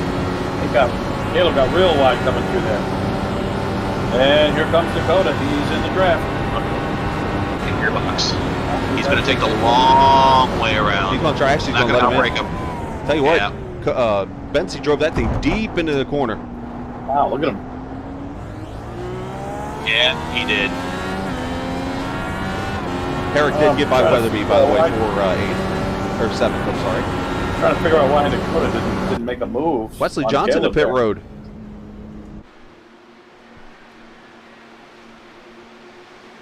And this is 4th and 2nd place in the team standings right here. Race first is currently 4th. Driveline is currently 2nd. Oh, Jim Herrick goes around. He got together with Nick Weatherby. Looking for damage. I don't see any damage on Herrick's car, but they were side by side. And oh, look, Nick Weatherby's got a damaged right front wing. Yeah, he does. Let's go back and see what happens here. Right down the front straightaway. Weatherby pretty much on the gearbox of Herrick. They come down to turn 1 here. A little give and take maybe, or maybe not. Let's see. They're both going to go in there pretty deep. Herrick's got the line. Gets a little loose on entry. Oh, and Weatherby's just there. I think Herrick was just too fast coming out of the corner. Could be. That could be. Meanwhile, Scott Bellum's making a pit stop. He was running in 16th place. He had a damaged left front wing. I don't know if he had to use a fast repair. He's still in the pits, though. This is interesting. I wonder why he's still there. It's a speeding call, too. Ah, yes. You gotta love the police. And those aren't sleeping policemen. iRacing police never sleep. No, apparently they don't. Apparently they have yet to defund the police in Italy. Oh, go. Wow. Wow. He's shooting. He's firing shots in his first broadcast, boys and girls. Pew, pew. Then again, he's a Jersey boy, so not surprised. Yes, it's Jersey. It's not Joyzy. Yeah, I don't know. I've never Joyzy. heard anybody from New Jersey say New Joyzy. For some reason, everybody else in the country. Still 14 cars on the lead lap. Why they say that? That's a lot of cars on the lead lap. Well, it's such a big track. Yeah, I mean, at minute 30. Considering the issues that some of these drivers have had with spins and hitting barriers, to have that many cars on the lead lap is pretty impressive. Still watching this Bensi and Demed battle. Battle between Raceverse and Driveline SimSport. Down into the final chicane. So it's looking to me. It's looking to me that Caleb or Dakota is moving right on up into the draft and is making up ground, but he's losing ground in the braking and acceleration zones because it just seems to be a push right now. You know, the interesting thing is that Isaac Morris is not really pulling that much more on Cohen than he has. That's only 4.5 seconds. That's 5.6 right now, but it's been pretty much close to that for the last several laps. Meanwhile, 10th place Justin Miller. He's got Dan Morera pretty close to him, about 10 car lengths behind him. Justin this had could be a a nice battle shaping up here. They come out of the straightaway, heading for Parabolica. Yeah, Justin had a nice race at Homestead last week. He was a lap down, I think, and then worked his way back, if I remember correctly, and looking to get another top 10 as we look high above through the Parabolica back to the front straightaway. It's a little easier to get your lap back on an oval when you have full course cautions. You're really got to earn your money to get your lap back here on this particular road course. Boy, Evans is really, really pushing it now. He just got the right side, just coming out of his car. He got the right side way outside of the course. He's got it down at 3.4 seconds now. Makes you think, is there a problem with Isaac Morris? We got to keep an eye on that 63 car as he takes the inside line. Coming down the main straightaway, we see Owen Evans back there, and what the distance is 3.2. Yeah. Now, what happened to Morris? Did he get sideways? Did we miss something? Lap I'm gonna time about stand back. 2-second difference. Now, Isaac is one of those, I will say this, Cohen Evans might be one of the smoothest drivers in an IndyCar I've seen. Oh, I see. Period. I see what happened. He went straight through the runoff area in turn 1 on the last lap. All right. Yeah. That's what happened, guys. Look what I found. The The replay. first chink in the armor. Actually, a chink in the armor for the leader. 3 seconds. Yep, we're watching right now as he goes down to the corner here, on board, or not on board, but looking at Isaac down to the 50 marker, and he loses the back end to the left. Takes a cone with him. Hits one of those, hits a couple of those styrofoam things. Aren't they supposed to explode? Styrofoam things. Do they have a name even? Styrofoam things, I guess. Styrofoam things. Styrofoam. Thingies. Well, and you got to say that. 8th place, by the way. Matt Houston comes around and picks up 8th from Jim Herrick as they head for turn 1. Oh, You got to crossover. feel some motivation when you can see the person that you're attacking ahead of you. That does motivate you to push, and he could see his target, and that does help motivating you to drive that much harder. And he is all over the green portion of the Parabolica. He was all 4 wheels were on the green portion. Now, He is pushing. I was going to say just a few minutes ago, Cohen Evans might be the smoothest IndyCar driver, and I say IndyCar, driver in an IndyCar and iRacing I've seen yet. And, when I look at that, I look at Isaac Morris. Isaac Morris, I'm going to use a reference here and see if you guys maybe agree with me on this, might have a little Paul Tracy in him. And what I mean by that is fast as all get out, but he wrecks every now and then too. I don't know. You said this is his first race with this series. I've never Of this seen it season. before. Of this season. Oh, Yeah. okay, of this season. Oh, he was dominant last year. He won some races in a dominant fashion last season, but then unfortunately had a couple issues with accidents, and it cost him the championship to Cohen. The question is, was he the cause of those accidents, or was he involved in somebody else's nonsense? Therein lies the difference. Well, that's a fair point too. I mean, it's not like Andretti and Tracy back in the day. All Tracy. Whoa, that was close. Did you see as he came up on Wesley Johnson, Isaac Morris really had to duck And Johnson spun around over here. Watch to the out, leaders. inside, and around goes Johnson. Another car shortcutting the chicane over there. Who was that? And Claiborne goes straight through. He goes straight through Ascari. And he's going to lose the spot to Wesley Johnson. A lot of issues over in Ascari, as you mentioned. Oh boy.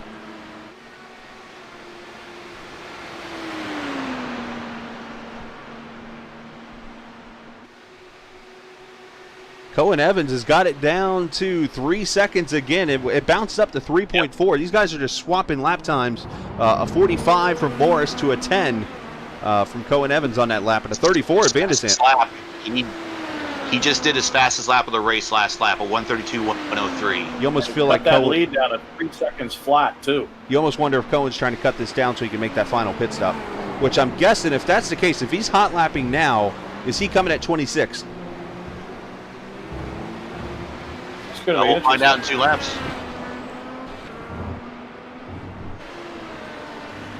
Starting to get more cars a lap down. We've got 10 on the lead lap.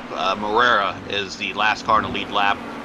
He's about 75 seconds, 75 and a half seconds behind the leaders. Nick Weatherby has just pitted, so interesting. Pitting at lap 24. That's going to put him short. He's got 17 laps to run on this tank. Unfortunately, iRacing has allowed the drivers to work with their roll bars now. You've got a front and rear, obviously, and the weight jacker. Weight jacker obviously doesn't affect anything here, unless you want to favor the right-hand corners more than the left, or vice versa. But they're also, rumor has it, they're working on a new tire model for the IRA team. And I know I speak for all people who love Indy cars. We're really looking forward to that. Well, and the one thing I'll share with you, too, and this is something I actually talked to a pro, not a pro driver, a member of a pro team. I won't mention names or anything, but he was telling me one of the secrets that we have right now out on iRacing that I didn't realize this, but if you're an oval driver, and I think we saw it last week at Homestead a couple times, you saw some spin outs on lap 1 of a restart, like people were just spinning out.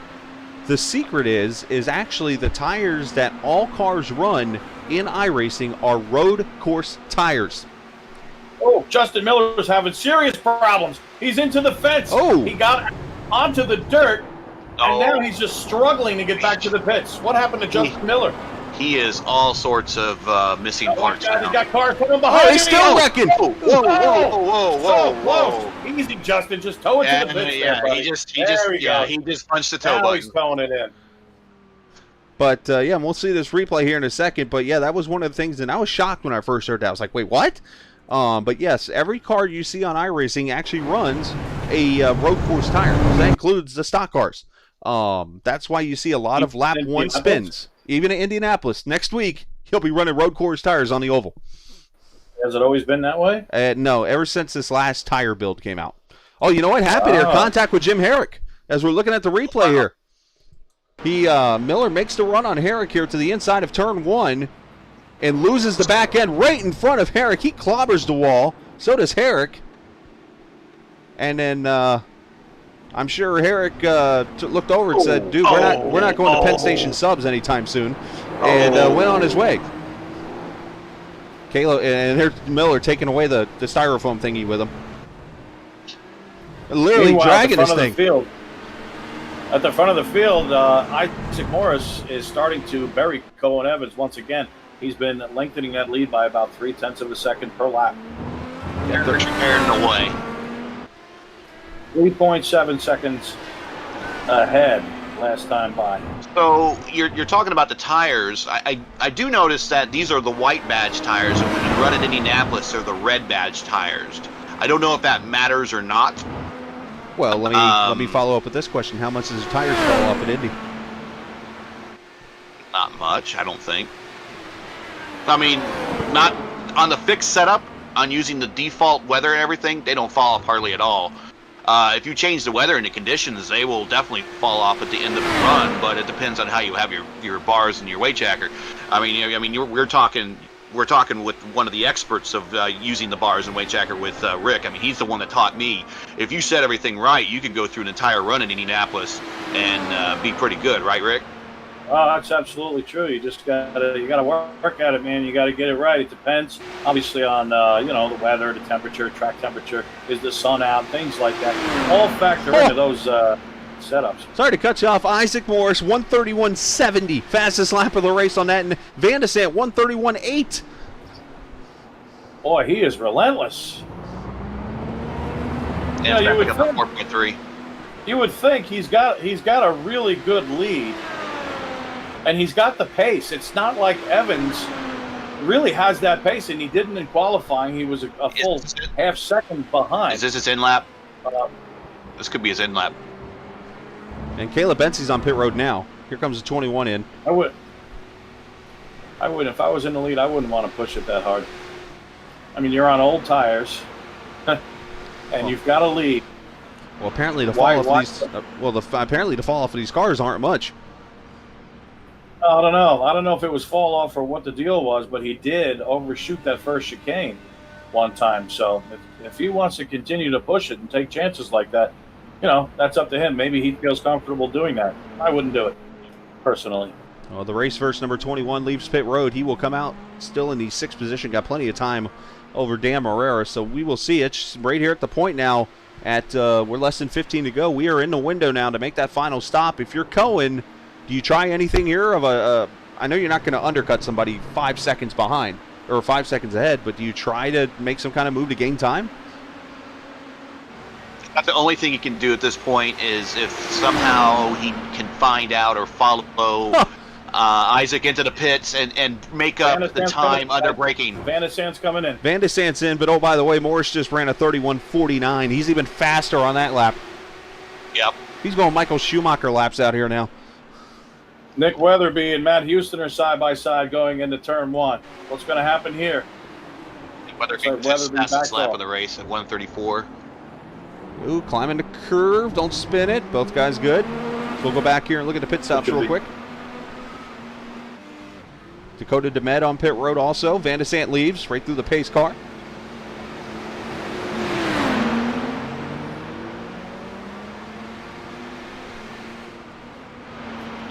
Weatherby gets loose. Weatherby goes around trying to pass Matt Houston. Weatherby went around, and now he's got a little damage to his right front. Oh, and right in front, Wesley Johnson had spawned, and he almost clobbered him.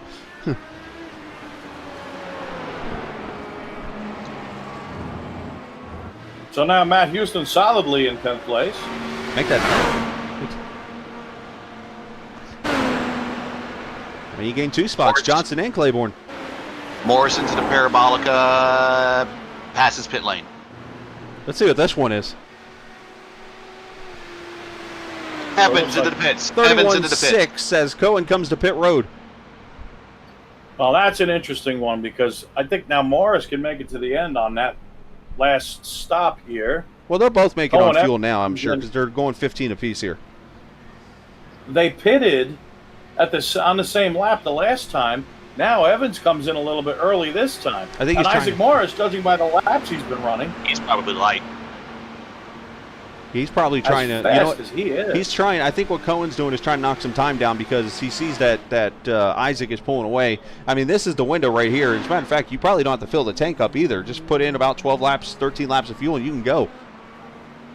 Just enough to finish. That's all it takes. Well, you got to do something different to shake it up because as far as just regular pace goes, he really didn't have much of a prayer to catch Morris. He's about 0.3 of a second per lap slower, so maybe he's going to try the undercut and try to get a little bit of fast times there on fresh tires. Craig Forsyth on pit road right now. Craig running in the 4th position. Isaac working down the back straightaway here. He is popping those curves. There he is. He's getting ready to enter the Parabolica. Let's see if he makes that duck down in the pit lane here. Doesn't take a wide exit. And it's pit in. Oh, it has the slower car in front of him. That's going to hurt him. That's Morera. Morera. That probably cost him about 0.2 of a second. That's not really going to hurt him much. We'll see. We'll keep an eye on Cohen Evans. Cohen Evans right now is going through the final chicane, heading to the back straightaway. Yep. So he's getting ready to next up's the Parabolica. Isaac with a very interesting entrance into his pit stall. He actually slanted himself so he can come out straight. That's right. Here he comes out of pit road now. Cohen's coming through the Parabolica. Oh, Morero. Unsafe release. Just kidding. Oh, Cohen's coming out in the final straightaway right now. Evans, yeah, he just entered the main straight, so there's still a straight difference. Okay, he's got cold tires. Now's the time to make hay. Cold tires versus warm tires. Let's go. Problem is push. I'm sure that's what the crew chief is telling him. He's only got about a lap to do it. Well, he's got 3 cars between them too, so he's got to get past 3 cars first.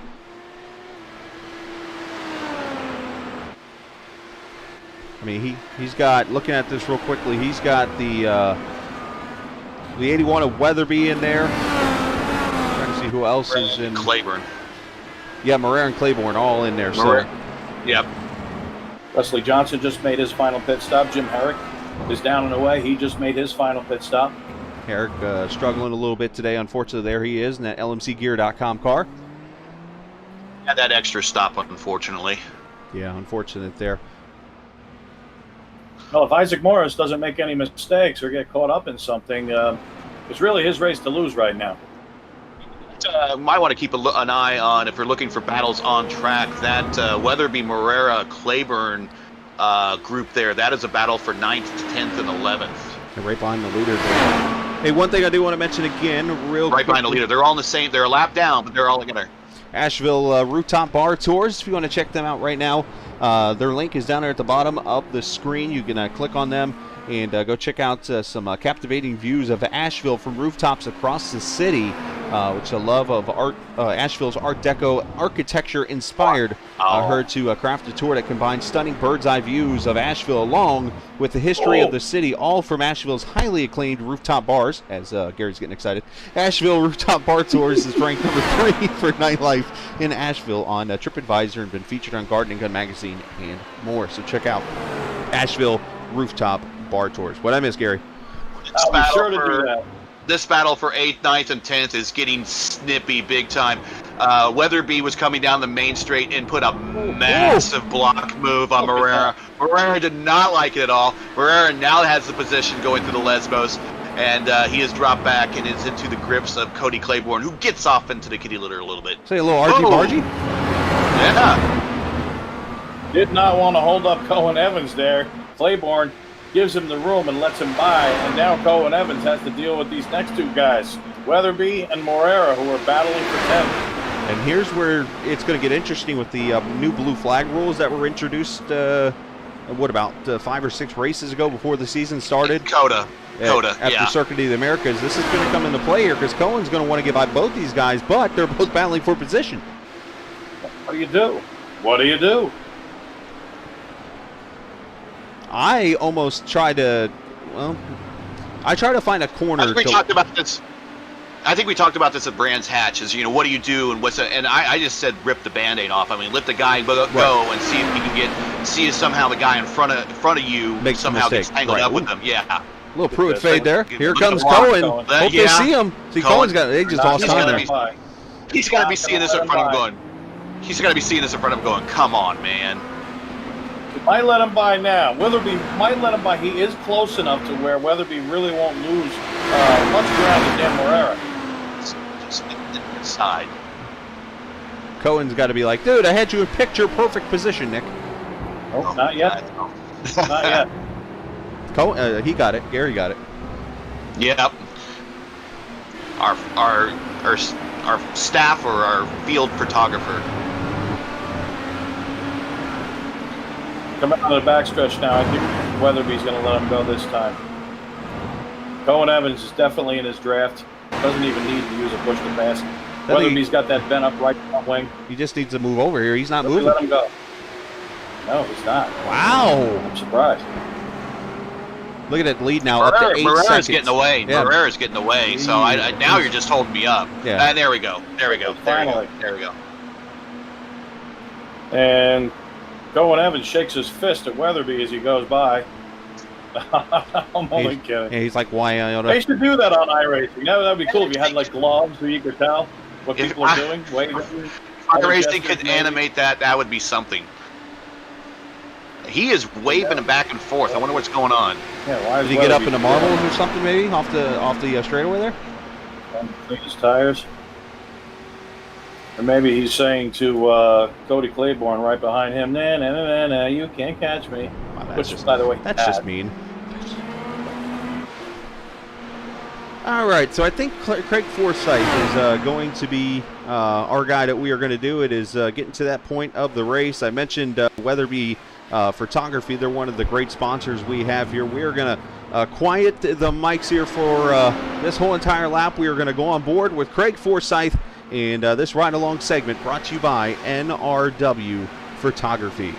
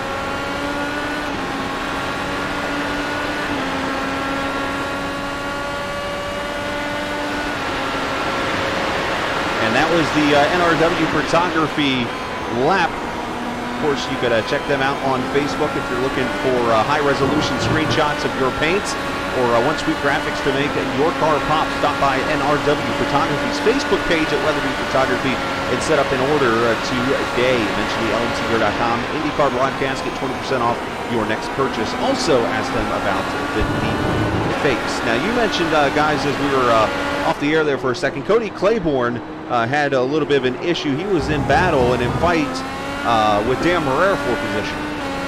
Yeah, he was, and then he went straight through Ascari up there. Went straight through Ascari and had to give the time back. As you know, this is electronically timed, and so they had to slow him down by another half second. So right now, back live, Caleb Bensi comes up on Nick Weatherby. Weatherby just came out of the pits. He just came out of the pits. He's got cold tires, and he's right in the middle of one of the cars on the lead lap. Bensi Actually, two cars. Sixth place is where Bensi's running right now. Weatherby running 10th, so I don't think Weatherby wanted to get in Caleb's way there. So can I go ahead and put if Bensi could finish 6th in this race, can I put the bet on the line that he finishes 5th next week? Sure, why not? Fair enough.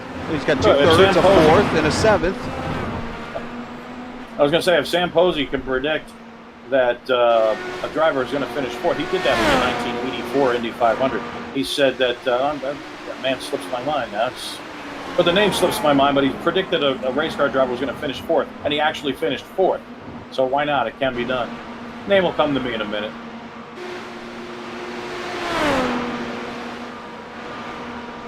Or two. Keep thinking about it. I still hadn't even gone to look at that car, by the way, yet. The Penske car that was... Al Holbert? Al Holbert was his name. Ah. The IMSA driver. The IMSA driver, the road course racer. Right. He was the head of the Porsche effort in IndyCar. They started that in 1987. Took them a couple years to get their first win, but they did it in a March chassis, not in a Porsche chassis. And then, of course, Al Holbert was killed in a plane crash the following year. Very sad. So we want to keep the focus on that Forsyth and Bensi. That is a battle for position. Now I'm smacking myself. Mark Donohue, 1972 Riverside Raceway in an AMC Matador. That's what he won that race in. Oh, yeah. The AMC days, the Penske days, yeah. Of course, Riverside Raceway is now a mall. Yeah, don't remind me. That needs to be. They need to make that a track for iRacing. Hell or high water or something. They need to make that a track. Yeah, let me know how they're going to scan that. Are they going to scan the one line of parking lot now, and then go through let's talk about this. If they're going to do Coca-Cola, they can certainly do some of these older tracks. And on top of that, okay, if you're concerned about official races being on non-scan tracks, that's easy. Don't have official races on non-scan tracks. Yeah, I gotta say, Coca-Cola Speedway was one of the funnest tracks in that sim to play. No doubt. No doubt. Bring on Red Rock. Oh, thank you, Red Rock from the old IndyCar 2 days, the old NASCAR 2 and 3 days. That fantasy. Oh track, yeah. Is that the one with the big downhill? Yeah, yes. Roller coaster, man. It was like a roller coaster. It had everything but a loop-de-loop. It was awesome. It was the only road course that IndyCars could get up to 200 miles per hour on a regular lap, regular basis. Look out, Johnson! Wesley Johnson spinning going into the first chicane. I think that was I'm more disappointed. I'm disappointed in Johnson because he was right behind Caleb Bensi, who's running in 6th place, trying to chase down Craig Forsyth for position. Why he got so close, I don't know. Well, I think he might have actually been trying to avoid Bensi and maybe brake too late, and that's why he locked it up and spun it there, maybe? It's one of those kind of positions where you put yourself in a bad spot and not realize it, and, you know. Oh crap minutes? Yeah, oh crap seconds? Yeah. In the Indy cars, we don't have those bars that we have in the top of our vehicles that you hold on to. Actually, in Germany, they're called the Oma strap. That's the grandma strap. Now, we call it something else here that I can't say live. Yeah, and we call it the oh crap. Oh, snap handle. bar. Yeah. There you go. Yep. So Isaac Morris leads this race here, 37 laps complete. We'll have 3 to go once he crosses the line, which he is already done. So we're going to be coming up on 3 to go next time by. He is over in the Two right-hand 90-degree turn corners as they head down the final two straightaways here. Rick, you remember? Rick, you remember? Sorry, Rick, you remember Bull Run too, don't you? Of course. Are you kidding? Got to do that one as well. Yeah, that's the one thing I would add to iRacing. I mean, iRacing has pretty much everything you could ask for, but they don't do fantasy tracks. They don't do like, for example, Dale Earnhardt Jr. What's the track that he just had to bring back to life so they North Wilkesboro, right? He had to go through all that trouble and all that money to bring that track back so they could scan it for iRacing. Now, why couldn't they just come up with some kind of a fantasy version? Not something that's not unlike the track, something that's pretty much close enough. I think I might have the answer to that, because a fantasy track could probably never mimic a track like North Wilkesboro. North Wilkesboro is the only oval I know of that actually has incline and decline in the oval. Like, you actually go down the hill to turn 1, up the hill to turn 3. Well, you can say the same thing about Nazareth, but I don't. Now, that was another track I was just thinking of. They were able to recreate that track for one of the old sims, R-Factor. R-Factor had Nazareth. They didn't have to scan the track. Why can't iRacing do the same thing? I guess you'd have to clear the sandhills out of the middle of the track. You'd have to let's see, take the weeds out of. I mean, I've got a list of tracks I would love to see. I'm sure that these racers who love these racetracks, if they can't scan them, just do the best you can. Get it close enough. We'd still love to race there. Here's the one IndyCar track I would love to see on iRacing, and it's one you could still do to today. Burke Lakefront Airport in Cleveland. Burke Lakefront and Cleveland. Cleveland, Portland. I mean, those still around. I mean, you could even do the if you want to go back in IndyCar history and do the original IndyCar Indianapolis Grand Prix. Go scan the road course at IRP. It's still there. Yep. Cleveland, I'm glad you brought that up, because that racetrack was probably that road course produced some of the best road course racing we've ever seen in the sport. Bumpy as heck, very wide straightaway. Now, that wouldn't be hard to reproduce, my friend. Yeah, because the airport's still there. Got a lot of, they don't have a lot of bank corners and progressive banking and stuff like that they have to add in. Everything's flat. The whole place is flat. And a bunch of 90-degree turns. You could do that one, iRacing. Come on. See, Toronto would be cool. We just saw St. Pete this weekend. I mean, maybe they were there to scan the track this weekend. Who knows? But yeah, that needs to be done. I'm pretty sure we saw that on Twitter. Portland is still around. They haven't scanned Portland.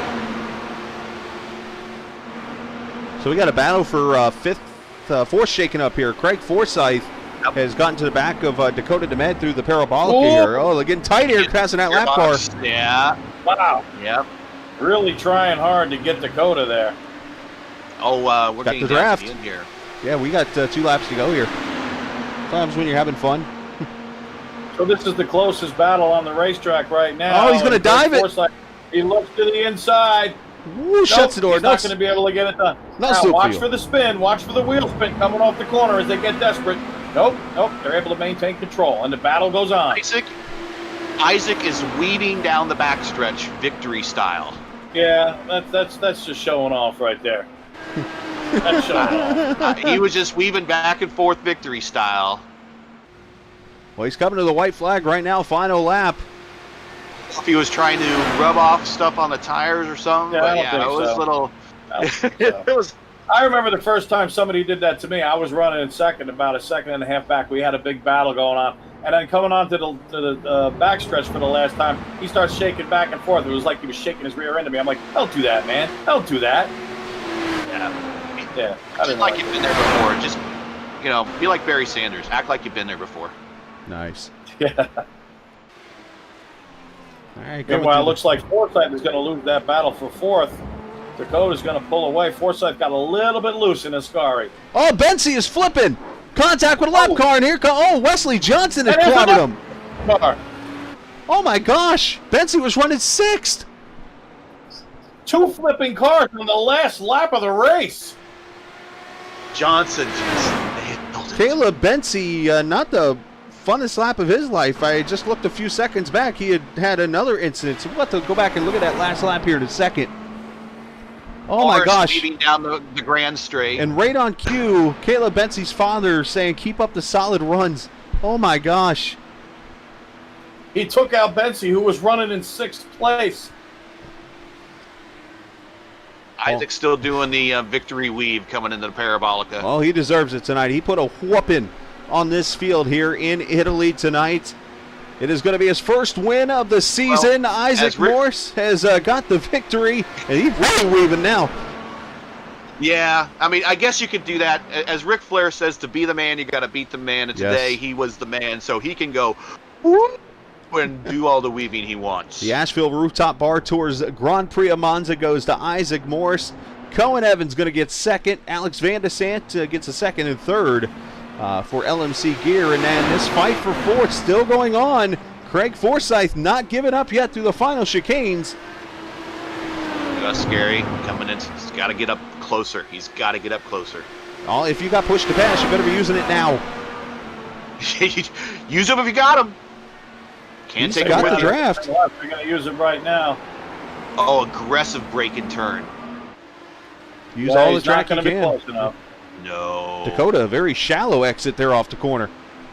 And he's got it. So Dakota going to get fourth. If I had one more lap, it might have been interesting. Wow, so let's go back real quickly and see what happens to be probably the worst lap of Caleb Bensey's life so far. Let's start with the first incident here. He's coming through under the Monza Bridge, That was a melee. down into Ascari. Oh, okay, this is the wreck. So, the lap car wrecks in front of him and clobbers Caleb. Caleb nowhere to go. Oh. And then he gets clobbered. Oh. Oh, and here comes Johnson. Oh. Oh. Oh. No. As we get Simpson lines in here. But no, actually, this is the first instance. So this set it all up. Bensey going down here to turn one. Let's see if something happens here. He's got, see, it must not have been, loops it over the curves, and the 30 car stops and lets him save it. Nice job by Claiborne. Little rail slide. We have to give him some Tony Hawk style points there in turn one.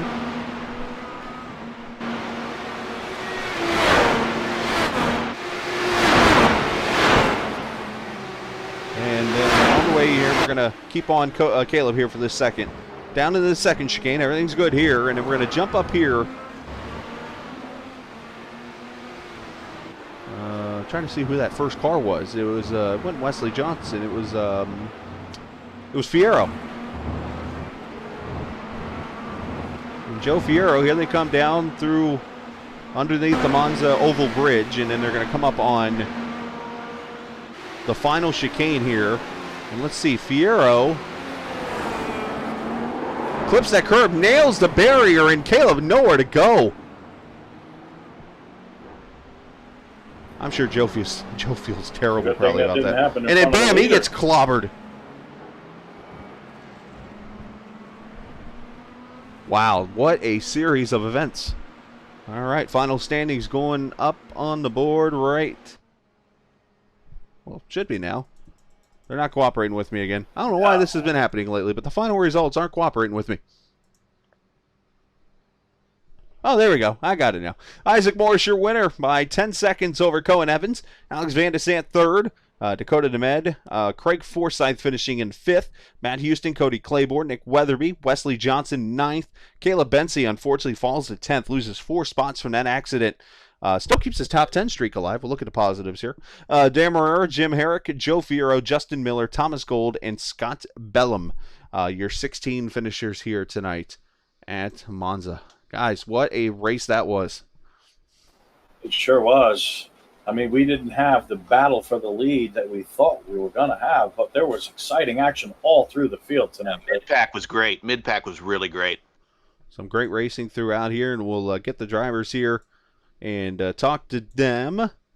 And then we'll get our pick for the spiciest move of the race. Here's where I get to go have fun and try to find the drivers. I got to go find Isaac. And down here in the Team Reese first It's going to be a hard one to pick. I have an idea, but I think we might want to look at the Matt Houston move over 2 wrecks. Could be one. But Isaac Morris comes back from his interesting job, we'll call it. His job, he was working, and then unfortunately some COVID deals happened. We won't go into detail, but it allowed Isaac to race tonight. And Isaac, you won another international race. Let's put it like that. You won last year at Silverstone. You come here to Monza, and you dominate this race. Yes, sir. It's basically my backyard, so it's not really, but it feels like I've driven around here so many times. It's such an easy track to drive around, and it's so enjoyable, Well, I was going to say it's very close from Ireland to Italy on a map. Yes. Yeah. It's only like 1.5 thousand miles, something like that. Not far.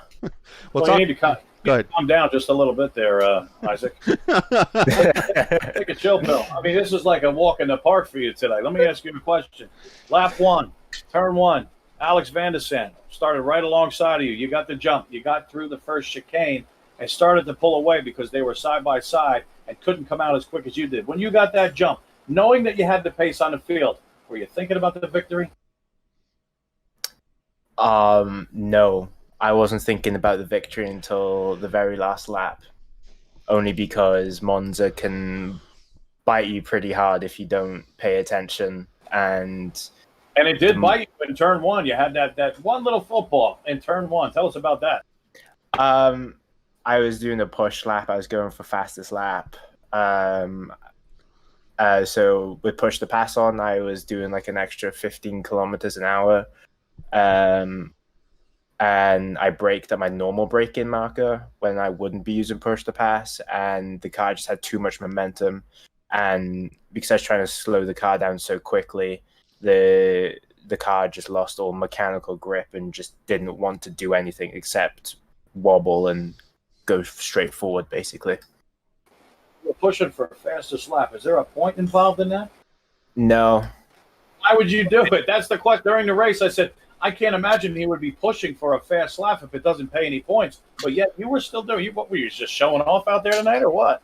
No, I was going for the Triple Crown, pole, fastest lap, and the win. It's something to shoot for.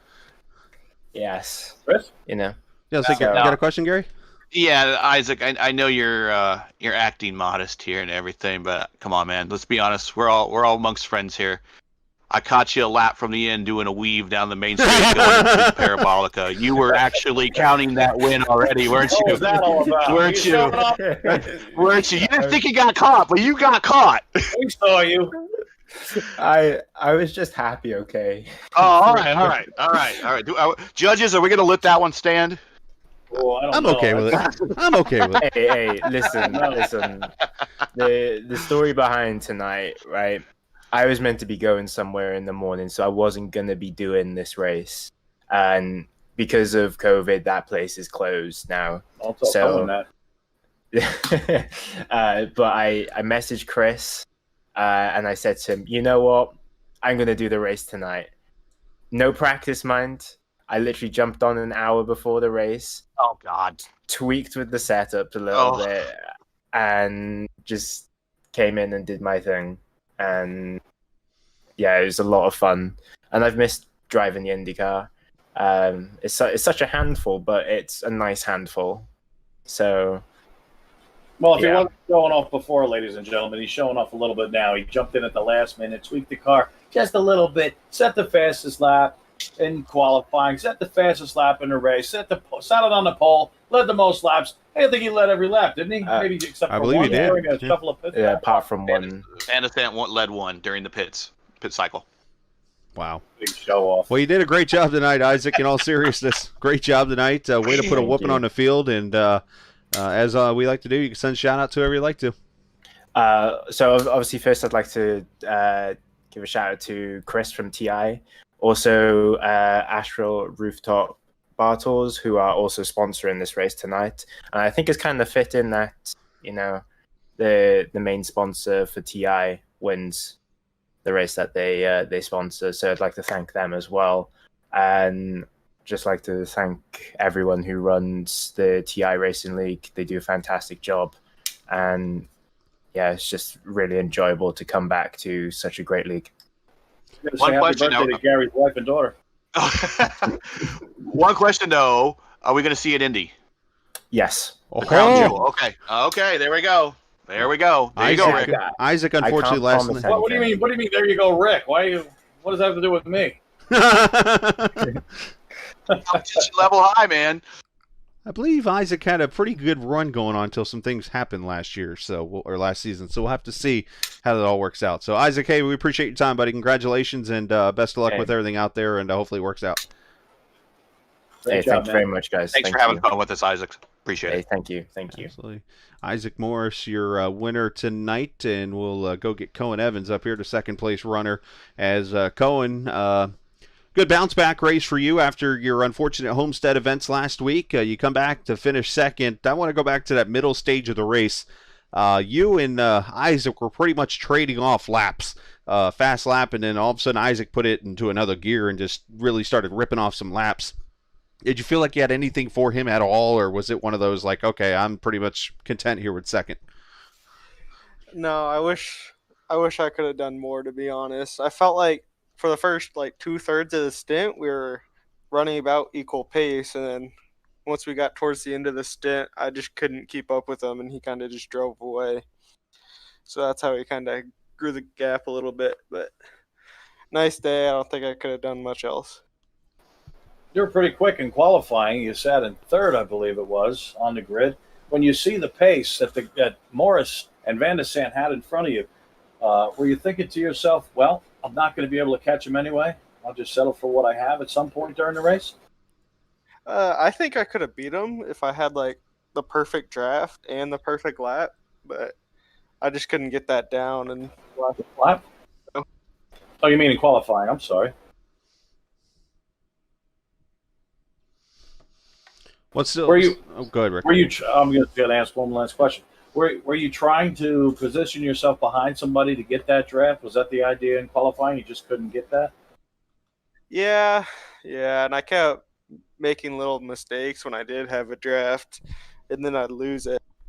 And then with 2 minutes to go, I tried to draft Isaac, but he wasn't. I actually saw that. Didn't he pull over? He said, you're not going to do that to me. He was straight to the pit. Yeah, we caught that one, yeah. Well, still good. Hey, Good, Gary. A real quick question. I mean, how big your eyes get when you saw Van de Sant had that little moment in front of you? You're like, now's my chance. I mean, a little bit, but at the end of the day, it was only 1 point. But I guess when we're this close in the championship now, Every point I'm matters, fighting for right? every point. Yeah. I think we're only 4 points apart now. You might need that point at the end of the year. We'll see. Yeah, absolutely. Well, congrats on second place, man. Good. Yeah, thanks. Yeah, Cohen, good run for you. Good bounce back after last week. Send shout out to who you'd like to. I'll shout out Alex. Me and him had a nice IELMS race. Yes, Saturday. congrats on We that, got by the way. first. Yeah, thanks. Yeah, he had a nice run. It was a long 6 hours, but we got it done. No major incidents. Yeah, I think I had a pretty good run in that one too. But hey, you guys did a great job, and congrats on your win, and or your win. You're winning that race, and then you're second tonight. So congrats on that, and we'll go to Indianapolis next week. Yeah, anything can happen there. Absolutely. So nice job there, Cohen. All right. Cohen finishing in the second position. Let's get Alex Van de Sant up here to the Cento. Do it my new way here, where I try to drag him up. If I can get it to cooperate with me, it'll make this work with me. It's one of those things where I try to drag over the menu, and the menu disappears on me at the last second, so I can't get him dragged over. But I got him now. Alex Van de Sant joins us tonight. Alex, congrats first off on the win with you and Cohen at Le Mans this weekend. You come over here to Italy and you get yourself a third place finish. Obviously, do we say too many mistakes in that race cost you a top two? Yeah, for sure. Definitely, especially at the start. I knew I had to keep the draft with Isaac. I knew he was probably faster than me, but as long as I could keep that draft, just like at Watkins Glen last year, I'd have a chance. But yeah, I think I burned my rear tires and then just dumped it out of the first chicane. Well, you started to fall back from Morris there, Alex, for a little bit, maybe it's about a second and a half behind, but then you started to reel him in, and then you got to right up on his rear wing. At that point, were you thinking to yourself, I want to get around him, or were you just content to sit there knowing that he couldn't get away because of those long straightaways? Yeah, I knew he wouldn't be able to get away as long as I didn't screw up. But if there was an opportunity to get around him, I was going to take it. I knew because it's going to be difficult to pass. The draft really wasn't like you could keep with someone, especially if they were faster than you, but you couldn't. I was struggling to get like a slingshot around anyone, even like lapped cars. So if a window opened up, I was going to go through it. But then you were right behind him, and suddenly you lost control of the car. Was it just a brake bias issue? Yeah, I think I had been struggling with rear locking for a lot of the weekend. So then I had lost downforce on the front because I was so close, and so the front started to lock up. And I don't really remember. I think there was a lapped car there too that was like distracting or something. But so but I was able to like catch back up almost. Like I was still, right within the draft, but then I dumped it. After that spin, did you push the brake bias up a little bit to the front? No, the spin was just because I spun the rear tires out of the chicane. Oh, and then I had another one later. Yeah, right. Where I clipped it up. Actually, didn't lose too much time there, which was weird. But did you adjust the brake bias after that one? I did, and then I think I moved it back because I kept I was so used to the brake bias I had been running. It was right on edge, so I could handle it. It was just a mistake. Definitely fun to watch you. Gary? Chris? Good, Gary. You got a question? Yeah, sure. Congrats on third place, man. I feel like I've been talking to you all weekend. Either you're winning or you're on the podium for something or other. Next week's Indy. What's your outlook? Looking forward to it. I'm hoping I can get a repeat of last season's. Of course. I feel good. I have a couple league races at Indy coming up, so I think this will be the first one. It'll be tough. A lot of really good oval racers in this league, so looking forward to it. Awesome. Chris. Well, great job there, Alex, tonight. Send shout out to whoever you'd like to, bro. Yeah, big thanks to Jim with lmcgear.com, putting together an awesome team and putting together an awesome season, too. Big shout out to Happy Trails Chili Company, running their livery still. And congrats to Isaac for the win and Cohen for the second place. Well, nice job to you tonight there, Alex, on your third place run, and we will see you next week in Indianapolis, sir, where, by the way, he's the defending champion. No offense, Rick. Oh, man, I got to face this guy again? He just got done trouncing me at Phoenix. Well, let's be real now. Green-white checkers. Hey. It's a different story. Hey, look at it like this. In baseball, when you hit a double, you could hit a squeaker just past the pitcher and get the second. It doesn't say in the paper how you did it. Well, that's why you play the game, because everything. If you didn't do that and it looked good on paper, then what fun would it be? So, fair point. But hey, nice job, Alex. Congrats, and we'll see you next week, buddy. Yeah, we'll see you next week. Hope I got something for you next week. Thanks, guys. All right, Alex Van de Sant finishing in the third position. Been trying to work on getting this. I've been trying to find the replay, and I haven't been able to find it. But there was a pass in the race where I'm just going to kind of do this verbatim. If I could find it here, I'll show it. But the Happy Trails Spicy Overtake. I did some thinking on this one, and there were some great passes out there. But I think the best one of the race was Matt Houston. There was a wreck. I believe it was coming to the front straightaway that involved two cars, and it was two different wrecks, and he scooted by them both. And it was like a really nice move on his part.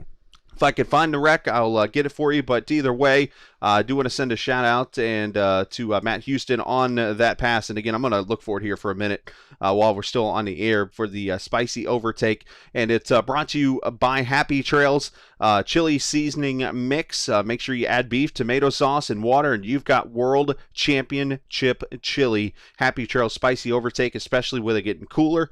I believe up there in Indiana, it's a little chilly right now up in that area. I know in the Midwest, Missouri, Kansas City, you guys in that area, you could definitely use some Happy Trails spicy overtake and chili seasoning mix. Make sure you go check that out today, and I'm going to keep on looking. But you guys, final thoughts real quickly. Not even have to be quickly, but share your final thoughts. Rick, you can go first. Your first time up here.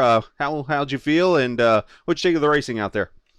Well, I felt great. I'll tell you what, I felt great. We watched a very entertaining race. Unfortunately, it wasn't for the lead, but these guys, I thought that all in all, they did a fantastic job. There was some mishaps out there, some excitement in that regard, but I think all in all, they did a pretty darn good job, and it was definitely very entertaining. Personally, I'm looking forward to Indianapolis. And your thoughts there, Mr. Gary? Yeah, you gotta love iRacing. I'm just looking at the line scores, and despite winning the race somewhere along the lines, Isaac had 35 incidents. He drove pretty much a perfect race, but iRacing still thinks he had 35. Van de Sande had 58 along the way. I don't know where we saw a couple, but not 58. It's interesting how iRacing does that. I think as the wheels on the grass. And stuff yeah, like that. I know. Pretty much, yeah, it's all off-road. It's just really stupid. It's stuff you see the real drivers do all the time in any real race, but then all of a sudden iRacing docks you for it. I agree. They shouldn't count that. But as road racing go, I mean, we had a pretty good race at Watkins Glen. I really wish I was there for Homestead. That would have been an awesome call to make. But this has probably been the most exciting race, at least I've been able to call this year. And I think it's indicative of what we kind of expected, where we would be having high speeds, break zones. We kind of anticipated where they would have the problems, where they'd be accelerating out of those slow chicanes, where they would be swapping ins, and a lot of that stuff happened as well. So other than really the picking the winner at the beginning, I think we pretty much called our shot as we expected this race to go, and it kind of went that route. I am so excited for Indianapolis next week. I'm not going to be racing in it. Rick is my teammate. He'll be racing solo, but I suspect Rick will be driving with some controlled anger, I guess, next week. Don't jinx me now. No. But I am so excited for next week. We get this. It's going to be a long race. There's a lot of quips and stories that we could talk about Indianapolis, a lot of history that we could talk about. I love the track. Just, Rick says he loves the track. I mean, I'm a local. It's 40 minutes from my house. It's been around me my entire life. And I'm very much looking forward to that race and the crown jewel, and that ring is awesome. And I'm hoping that people that want to get redemption for that race get their redemption, really. So I'm expecting a large field, and I hope everybody shows up for that one. It is going to be a fantastic race. Rick, you're going to be in it, as you mentioned, going after that ring, and I'm still looking for this replay, and I'm going to stay on the air until I find it. But, guys, I appreciate your time, and, we will see you next week in Indianapolis. Yeah, Wade, thanks very much there, Chris. Had a great time here in the booth. Looking forward to next week, brother. Absolutely. You guys be safe and enjoy yourselves. And meanwhile, I'm gonna find this replay. I'm kind of mad that I can't find it, but this is going to be the Happy Trail spicy mix of the race. Chris, back home again next week. Yes, I'm gonna have to go hit Penn Station up one time. Have some good subs there. So meanwhile, while you're looking for that replay, I'll take this time to say thanks to Gary. Thanks to Chris for having me in the booth tonight. I had a great time. I've just about as good a time, if not a better time, in the booth these days than I do out on the racetrack. Like Roger Murtaugh from the famous movie Lethal Weapon said, "I'm too old for this stuff." Great line. I'm always like teaming with you anyways, but once again, shout out to my wife and daughter. Happy birthday, and follow me on Twitter at Gary Godson. Oh, you know what? I just found a really cool move here. I just found something else. This is going to take over since I found it. It still involves Matt Houston. Let's so down here going to the Parabolica. Nick Weatherby is got pushed past on, I believe, but he goes to the inside. This is lap 26. Gets to the inside of Matt Houston and makes the pass going into Parabolica. He slides wide, and Matt Houston cuts back under him and passes him coming out of Parabolica to come to the start-finish line. So there you go. I'm making that right there. The spicy overtake brought to you by Happy Trails. The chili seasoning mix. Again, beef, tomato sauce, and water, and you got World Championship chili right there in the top right of the screen. So there we go. I couldn't find the other incident, so we make up with this. So a little crossover move there on lap 26 from Matt Houston. So, guys, thank you again.